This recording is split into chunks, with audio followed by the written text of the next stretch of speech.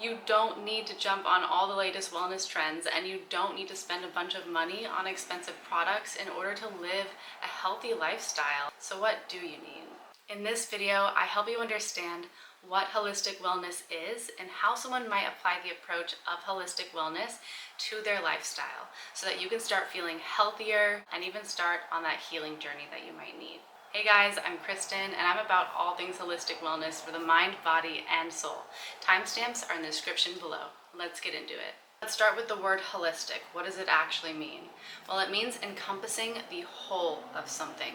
So holistic wellness is looking at the whole picture of your health, your mental well-being, your physical well-being, your emotional well-being, and your environmental or social well-being. Holistic wellness understands that all of these things are interconnected, and so we need to give attention to all of them.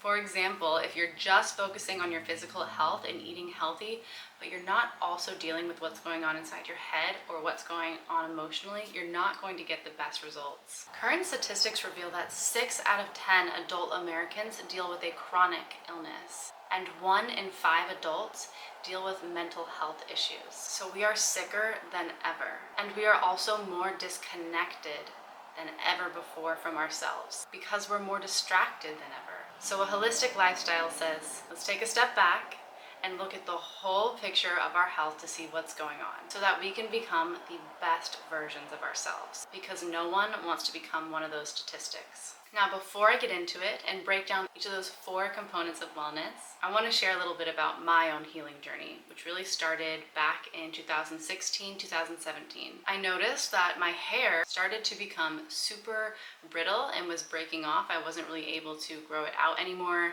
I started to get cystic acne on my face, which I had never had in my entire life before. And this made me feel really down on myself. But things started to change for me and turn around when I took my first yoga class. And it really started to help me understand the connection between the mind, body, and soul. I started meditating for the first time and journaling, and I really started to understand and realize how what was going on the inside was affecting what was going on the outside. But the biggest thing that I learned at this time was that I am wholly responsible for my health and well-being, and that if I wanted to get better, I needed to take radical responsibility for my health, for my healing. Genes load the gun, lifestyle pulls the trigger. Stepping into this responsibility was the start of me achieving transformation. When you adapt a holistic lifestyle, you begin to transform on every level of health because you take on the mindsets and the habits of the person that has that level of health that you want to achieve. Now, the rest of this video, I'm going to be going deeper into those 4 components of wellness to give you more context and help you start on your healing or wellness journey. Some of these concepts might be unfamiliar to you, and that is totally okay. Healing is a process, and changing your lifestyle takes time. So I really encourage you to have patience and don't give up on yourself. Your body has an incredible capacity to heal and adapt. You are worth it. Welcome to your healing era. All right, the first one is mental wellness. I want to start talking about mental wellness because I really believe that it's the most important component of health. It really sets the foundation. Our mentality can either work for us or against us. The thoughts we have, beliefs that we hold, the feelings that we feel, all create our perceived reality. It's not what you think, it's how you think about it and what you make that mean to you. Our mind's job is to make our thoughts real. That's why the placebo effect in drug trials is a thing. Why when you're watching a sad movie, you might start crying. When you see something delicious that you want to eat, your mouth starts salivating. Those are mirror neurons in our brain firing and making an experience that we think about real in our mind and in our body. The mind is a powerful servant, but a horrible master. So we must take control of it. It's our job to think new thoughts, to form new beliefs, and to feel new feelings that creates the reality that we want to live in. What you focus on, you move towards, and you get more of. Rule your mind, or it will rule you. Some things to practice. If you take anything away from this video, let it be these 3 really, really powerful things. The first one is mindfulness. I want you to start paying attention to your thoughts, your self-talk. How do you talk to yourself about yourself? Are you talking yourself down? Are you building yourself up? Are you optimistic? Are you pessimistic? Do you get stressed out easily? This practice of being an observer and watcher of our thoughts is called mindfulness. If you don't already, start spending some time alone to connect with yourself. This is going to help you self-assess and really begin to understand what beliefs you're holding on to. Then I want you to start questioning your beliefs. Do you hold this belief because you truly feel that it's true in your heart? Or do you hold this belief because someone else told you that it's true? And is this belief something that you want to hold on to? Is this belief limiting your life, or is it expanding it? There are people out there that are less qualified than you doing the things that you want to do simply because they believe in themselves. So the only thing holding you back is you. Another mindfulness practice that you can do is using affirmations. Affirmations help you to anchor in your new beliefs and get rid of old ones. For example, the belief, I am stupid. You can replace this with I am learning and I am capable of doing anything I set my mind to.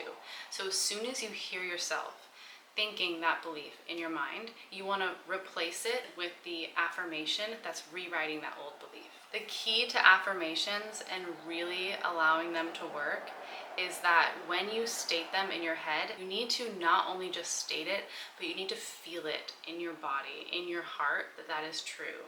I am learning and I am capable of doing anything I set my mind to. That's different than just stating it. The second mental wellness practice that I want you to take away from this is having a gratitude practice. This one is pretty straightforward. Gratitude is a really powerful emotion. You can use gratitude to recenter yourself to help you get back on track, or during times when you are experiencing joy and you want to put it out there, this is amazing and I want more of this. I want to bring more of this into my life. The third and final mental wellness practice that I want you to take away from this is having a meditation practice. Meditation is another really powerful tool from the mind. If you've never meditated before, I recommend doing guided practices. There's a ton of free ones on YouTube, and there's also a lot of different meditation apps that you can download. If you're enjoying this video and you're like, I want more, I need more, I'm ready to take my wellness journey to the next level, I do have a free guide to holistic wellness in the link in my bio, and it goes much deeper into these topics. Physical wellness. Our body is our physical vessel, and it allows us to do all of the things in life that we want to do. So we have to take care of it. If our physical body is not feeling well, we are going to be very limited in the things that we can do, and it's going to take away from our quality of life. Movement. This is something that when people think about wellness, it's the main thing that they think about, and that's working out or moving your body or just pushing your body beyond its usual state. When you are working out, when you're exercising, you're moving fresh, oxygenated blood all throughout your body. You're preventing inflammation, you're improving your sleep quality, you're significantly reducing your risk of so many different diseases like obesity, type 2 diabetes, numerous cancers, depression, anxiety, dementia, and so many others. And it's also a really great way to just reduce your stress and anxiety.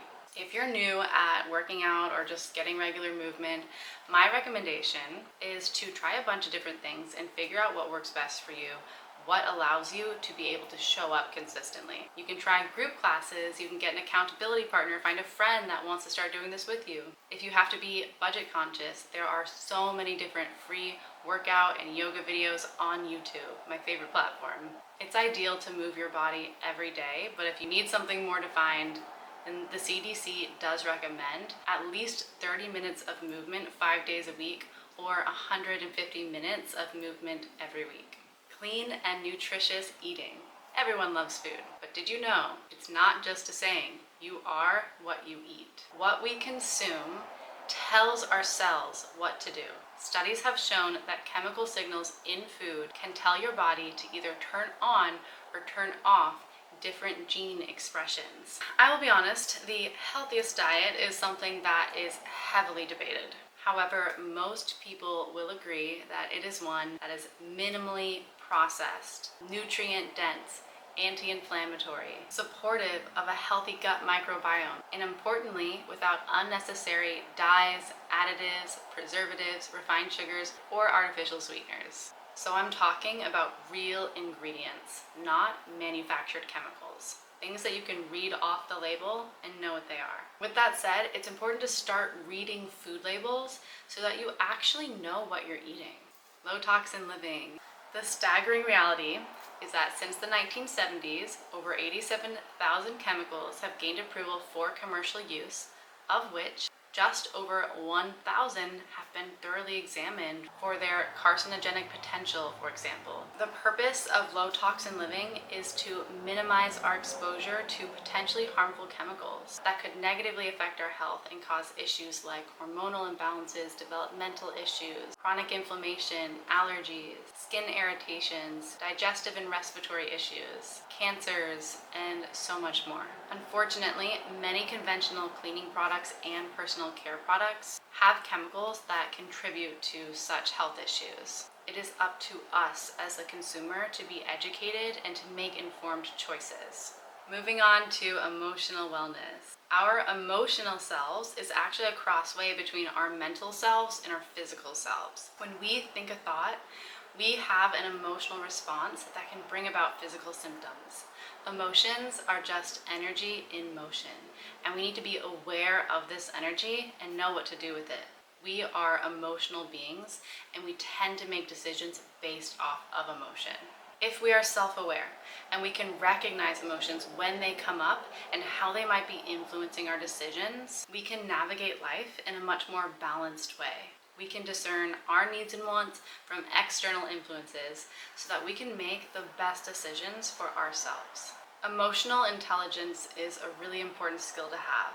It's not only recognizing and understanding our own emotions, but also having the capacity to understand those around us. This practice empowers you to not take things so personally, to be able to empathize with others, so we don't have to waste time that is caused by emotional reactivity. If you can master emotional intelligence, your life is going to be so much easier because you will no longer get bogged down and held back by emotional baggage or be leaking energy into areas that aren't in alignment with your highest self. Everyone is on their own journey. What people say about you is just a reflection of what's going on inside themselves. What matters most is what you think about yourself, and what people say about you is none of your business. I promise you, you are going to be so much happier if you adapt this mindset. Next, I want to talk about self-regulation. So once these emotions come up and we are aware that they're there and they're present, we need to know what to do with them. Especially if you're someone who feels like you're constantly getting stressed out or feeling upset. Our nervous system can become dysregulated when our body's stress response is being constantly activated. And this is really important to be aware of because a dysregulated nervous system is susceptible to so many more health issues. Being in a heightened state, pumping out stress hormones, puts wear and tear on your body. Practicing mindfulness to tie that in, we can begin recognizing when our sympathetic nervous system or our stress response is being activated, and when we are also activating our parasympathetic nervous system, which is when we feel safe and relaxed. We can start recognizing these different patterns or activities that put us in these different states so we can have better control over ourselves and know when we need to implement different strategies that work well for us to help us put us back into that place where we feel safe and relaxed. Now moving on to environmental or social wellness. The well-being of our mind, body, and soul is also influenced by what's going on around us in the external environment, both the people and the physical world. We are a product of our surroundings. The actions and the behaviors of the people around us deeply affect us both consciously and unconsciously. We internalize and imitate what we perceive in our surrounding environment. You are the average of the 5 people you spend most of your time with. So become aware of the environments that you spend time in. As above, so below. As within, so without. As the universe, so the soul. Let's talk about social connectedness. A long-term Harvard study tracked the lives of hundreds of people over 80 years and found that the #1 determinant of health above anything else was the quality of their relationships. Taking care of your body is important, but what's going to keep us happy throughout our entire lives, more than anything else, is our close relationships. In Western society today, community is less valued, and unfortunately, as adults with busy lives, it can be hard to maintain close relationships. It can be difficult to make new friends, but it is so important that we take the time to build and maintain a strong community of people around us. If you want to go fast, go alone.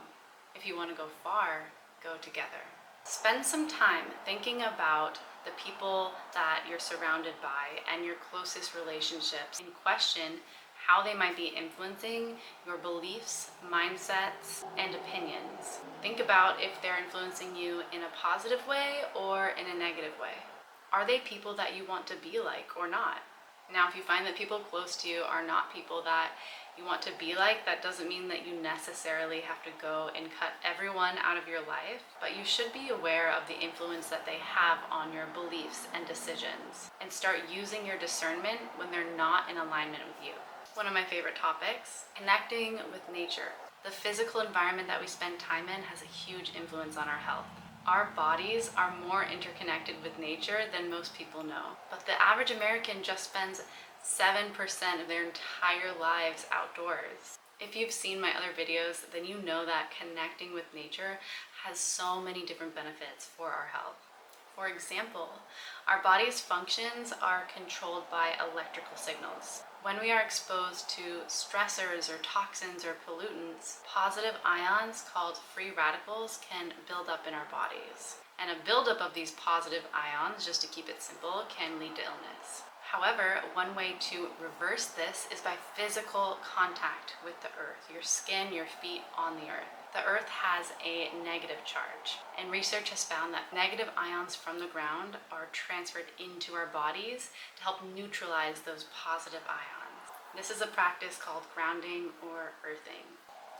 Please take a moment to thank yourself for spending some time learning about ways that you can improve your well-being. Remember that there is no one-size-fits-all to wellness, and that sometimes the thing that you're feeling the most resistance to starting is the thing that you need the most. Knowing that the most important thing is that you're connecting with yourself and figuring out what's best for you.